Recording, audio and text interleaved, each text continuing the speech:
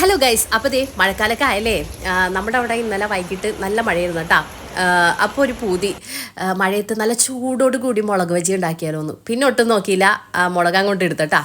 അപ്പോൾ ദേ ആദ്യം തന്നെ മാവ് റെഡിയാക്കി എടുക്കാൻ വേണ്ടി പോണേണ്.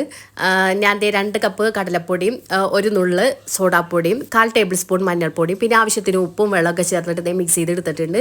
അപ്പോൾ ദേ മാവ് റെഡി ആയിട്ടുണ്ട്. ഇനിയിപ്പോൾ ചമ്മന്തി ഉണ്ടാക്കണം. അതിന് വേണ്ടിയിട്ട് ദേ ഒരു സവാള ചെറുതായിട്ട് കട്ട് ചെയ്തിട്ട് നമ്മുടെ മിക്സിയുടെ ജാറിലേക്ക് ഇട്ട് കൊടുത്തിട്ടുണ്ട് കേട്ടോ. ഇനി ഇതിലേക്ക് 1 ടേബിൾ സ്പൂൺ മുളക് പൊടി, ആവശ്യത്തിന് ഉപ്പ്, പിന്നെ 1/2 ടേബിൾ സ്പൂൺ പഞ്ചസാര, പിന്നെ കുറച്ച് വിനാഗിരി, പിന്നെ കുറച്ച് വെളിച്ചെണ്ണ കൂടി ഒഴിച്ചു കൊടുത്താൽ മതിയേ.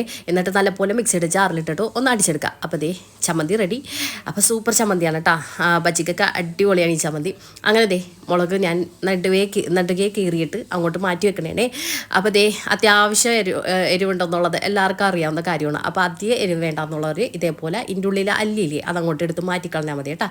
അപ്പോൾ അധികം അങ്ങോട്ട് എരിവ് ഉണ്ടാവില്ല, എന്നാലും ഉണ്ടാവും കേട്ടോ മുളക് ബജി അല്ലേ. അപ്പോൾ ഉണ്ടാവും. എന്നിട്ട് പിന്നെ ദേ മാവിലേക്ക് ഓരോന്നായിട്ട് മുക്കിയിടുന്നിട്ട് നല്ല തിളച്ച എണ്ണയിലേക്ക് അങ്ങോട്ട് ഇട്ട് കൊടുക്കണേണ്. എന്നിട്ട് ദേ വറുത്തെടുത്തിട്ടുണ്ട്.